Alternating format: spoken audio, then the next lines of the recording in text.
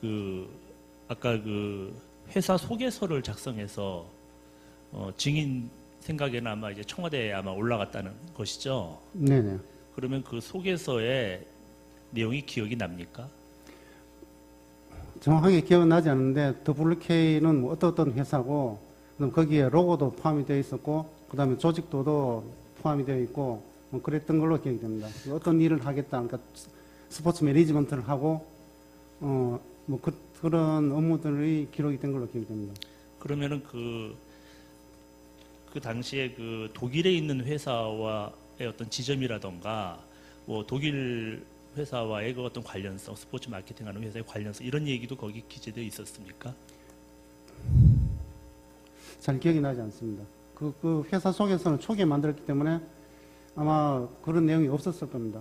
나중에는 있었습니까? 나중에는 뭐 독일 에이전트 뭐 해서 저 회사 저기 조직도 상에 별도란으로 만들었던 거는 기억이 납니다. 아, 그럼 청와대에 올라간 서류에 독일 회사가 있는지 없는지 정확히 예, 기억은 그거는 못하고. 참 기억이 나지 않습니다. 그리고 거기 그 회사에는 최순실 씨와 관계라든가 이런 게 전혀 나타나 있지 않죠? 그 조직도에 회장이 있고 그 밑에 대표이사가 있고 그리고 밑에 저 실제는 존재하지 않지만은 뭐 스포츠 저 매니지먼트 뭐 파트 그다음에 뭐 무슨 이익 창출 파트 무슨 파트 이런 식으로 해서 조직도를 만들었던 기억이 납니다. 예, 한 가지만 더 물어보겠습니다. 그 안종범 경제수석이 1월 20일 날 전화 걸었을 때 미팅 일정이 정해졌다고 전화를 아닙니다. 받으셨잖아요. 그날은 안종범 수석님하고는 전화했을 때는 미팅 일정이나 이런 게 이야기된 건 없습니다.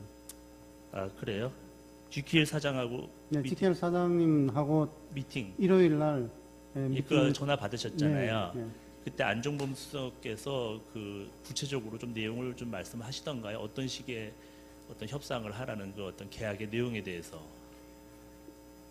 계약 내용에서 구체적으로 지시하신 적은 없고 저 모르는 번호로 전화가 오면은 받고 그분하고 저 GKL 사장이라고 이야기했는지 안 했는지 모르겠습니다. 근데 전화를 올 거니까 받으라고 했던 거는 기억이 납니다. 그러면 미팅을 하는데 어떤 내용으로 협상할지에 대한 협상 계획은 이미 세워져 있었던 건가요? 그 당시에? 세워져 있지 않았습니다. 그러니까 다만 제가 추측을 한 거는 제안서를 GKL이라는 회사 이름을 GKL 펜싱 배드민턴 남녀 펜싱 배드민턴 선수단 창단 뭐 제안서 이런 식으로 했기 때문에 그 회사가 GKL이라는 걸 알아서 저는 인지를 한 거고 전화가 와서 모르는데요. 전화 오면은 그 사장님하고 전화 일정을 잡고 진행을 하라고 하셨기 때문에 당연히 저는 묵시적으로 그 GKL이라고 인지를 하게 된 겁니다. 그럼 그 제안서의 내용이 GQL하고 협상할 내용은 최순실 씨에 의해서 이미 결정이 된 겁니까? 그 제안서 이미 결정이 된 거죠. 그걸 주도한 사람이 최순실 씨가 맞습니까? 네네. 예, 이사입니다. 네. 2항하고 6항 관련해서 좀 두 가지 네, 간략히 신문하십시오. 알겠습니다. 18-6항 관련해서 물어보도록 하겠습니다. 증인 그 좀 전에 진술하실 때 그 WK는 K스포츠의 자회사와 같은 개념으로 만든 회사이고 미르재단에도 같은 역할을 하는 회사가 있다라고 최순실이 이야기했다라는 거죠. 네, 그렇게 이야기 들었습니다. 그러면 그 미르재단의 WK와 같은 역할을 하는 회사가 어떤 회사인지 혹시 들어보거나 한 사실이 있나요? 그 당시에는 없었습니다. 그럼 그 이후로 퇴산 이후로 지금 진행되는 내용으로 보니까 그게 플레이그라운드라고 제가 추정을 한 겁니다. 증인 이제 당시 근무할 때 예, 모르신다는 당시 거죠? 근무할 때는 있다는 것만 알았고 회사 이름이나 이런 거는 예, 몰랐습니다. 알겠습니다. 18-2항 관련해서 좀 묻도록 하겠습니다. 증인은 그 WK 재직 당시에 창조경제와 문화융성이 대통령의 4대 국정과제에 포함되어 있다는 사실에 대해서 좀 비슷한 내용은 알고 있었다라고 진술을 하셨잖아요. 네. 그 혹시 뭐 어떻게 그런 내용을 알게 되신 거예요? 보통 그건 국민들이 매스컴을 통해서 그냥 예? 매스컴에서 방송을 하는 뉴스 같은데 했지 않습니까? 그래서 그런 뉘앙스로 받아들인 거죠. 방송이나 이제 언론 이걸 보고 네. 알았다는 거예요? 예, 알겠습니다. 이상입니다. 네. 그럼 더 없으시면 저희 재판부의 재판관님들께서 질문을 좀 드리도록 하겠습니다. 네. 네. 몇 가지만 질문을 드리겠습니다. 지금 이제 여러 가지 사실관계를 말씀하시면서 특히 이제 이 회사 그러니까 일반 사기업체인데 그 일에 청와대 경제수석, 교문수석, 문체부 차관 이런 분들이 막 연락도 오고 회의에도 오고 그래서 아 이게 지금 이 사건의 피청구인이 이제 대통령이십니다. 이 대통령하고 연결이 된 것 같다. 뭐 이런 추측을 하셨다고 말씀하셨거든요. 네네. 뭐 수첩도 주고. 네. 근데 지금 아까 또 질문에 뭐라고 하셨냐면 그 최소원 씨나 이 관계된 분들이 그 대통령을 직접 언급한 거는 못 들었다 이렇게 못 들으셨다는 거죠. 직접 언급하는 거는. 그렇죠. 직접 뭐 누구누구다 뭐 이런 식으로 한 거는 못 들었습니다. 예. 그러면 이게 혹시 청와대가 개입됐다라고 생각하는 거는 뭐 충분히 이해가 됩니다. 근데 예를 들면은 그러니까 대통령과 뜻과 상관없이 경제수석이나 교문수석 아니면 문체부 차관이 무슨 일을 도모한다 이런 느낌은 안 받으시고 아 이거 대통령이 관여된 것 같다라는 느낌을 받으신 뭐 특별한 사정이 있습니까? 그게 아니라 그냥 청와대 관계 수석 비서관이 둘이나 관여하고 문체부 차관이 관여하니까 아 이게 대통령이 관여된 것보다 이렇게 생각하신 겁니까? 처음 전화를 받은 거는 교문수석님한테 전화 예. 받았었는데 교문수석님한테 전화 받았을 때는 제가 최 회장이 교문수석하고 어떤 커넥션이 있구나 이런 생각을 하고 교문수석께서 어떤 분이신지를 알기 위해서 제가 제 친구한테 그분이 어떤 분이냐고 물어본 적이 있습니다. 그랬더니 영문과 뭐 교수고 뭐 사람도 좋다. 그런데 왜 만나자고 하는지는 모르겠다. 이런 식으로 제 친구가 전화를 한 적이 있습니다. 그래서 그때까지는 그 윗선까지는 생각을 못 했었는데 그 며칠 후에 경제수석께서 전화를 오고 뭐 그래서 경제수석을 업무를 지시를 하고 컨트롤할 수 있는 분은 그 위에 분밖에 없겠다 이런 생각을 했던 겁니다. 그러니까 수석이 두 분이나 막 연락이 오고 네. 하니까 그렇게 생각했다. 지금 그 당시는 최소원 씨가 어떤 분인지 몰랐다는 것이고 아까 네네. 증언하셨죠. 예. 그다음에 지금 증인은 그 WK의 대표이사인데 K스포츠에도 사무실이 있었고 명함도 사용했다고 말씀하셨거든요. 네. 그 경위는 어떻게 됩니까? 왜 다른 그러니까 WK 대표이사가 왜 재단법인의 사무실도 있고 명함도 사용하신 겁니까? 그 명함도 최 회장이 파준 거고 파줬는데 처음 급여 500만 원 결정하면서 급여를 저도 이해가 잘 안 된 상황이었는데 350은 WK에서 받고 150은 K스포츠재단에서 받으라 이렇게 이야기를 하셨습니다. 그리고 사무실이 별도로 있었던 건 아니고요. 딴 사람이 사용하는 책상을 제가 갈 때 사용했는데 딱 일주일만 그랬습니다. 그러면서 그게 제 상식으로는 도저히 납득이 안 돼서 정사무총장님하고도 상의를 했고 그래서 이거는 급여를 K스포츠재단에서 주는 건 안 된다. 그래서 그러면서 제가 그 일주일 이후에는 그걸 끊었습니다. 그리고 실제 급여는 WK에서 받고 그 내용도 최 회장한테 보고를 했었습니다. 실제로 받은 적은 없는데 실제는 가서 업무를 하거나 그런 건 전혀 없었고요. 아니 그러니까 이제 최소원 씨가 말하기를 K스포츠 명함도 주고 월급 중에 일부는 K스포츠로부터 받아라 이렇게 지시를 받았지만 실제로 받은 적은 없다는 그런 네네. 말씀이신 거죠? 예. 뭐 마지막 질문 전에 그냥 아주 이거는 사소한 거라 그냥 궁금해서 묻는데요. 기록을 보니까 이 WK가 처음 설립될 때는 대표이사가 최철로 돼 있었던 것 같습니다. 1월 12일 날 설립됐거든요.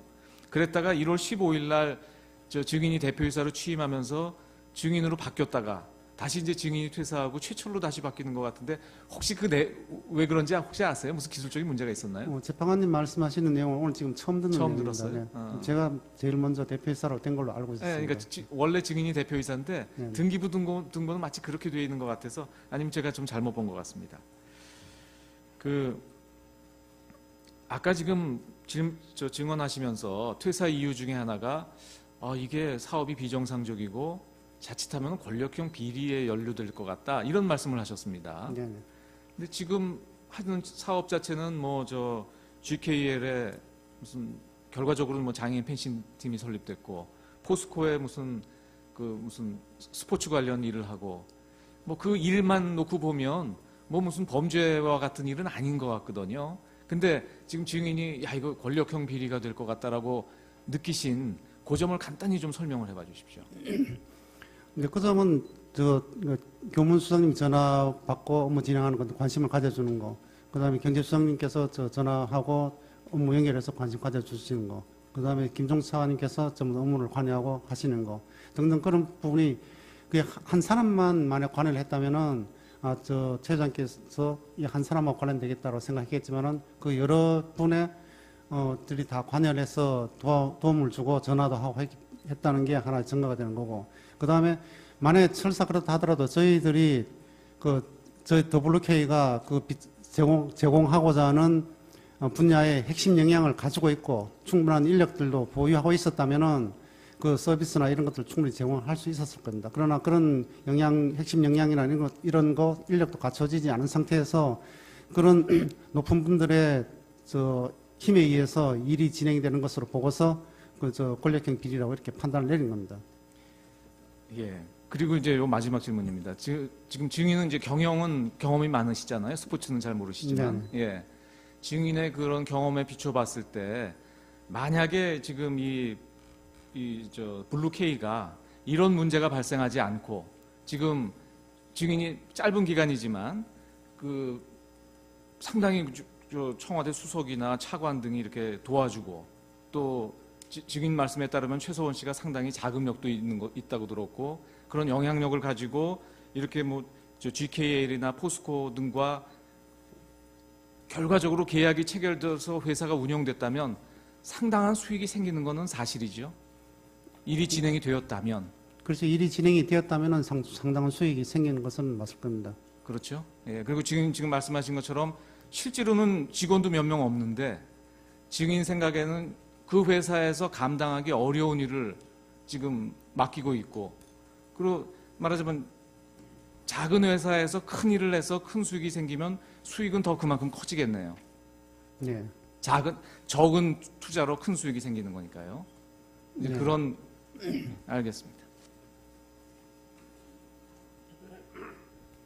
네.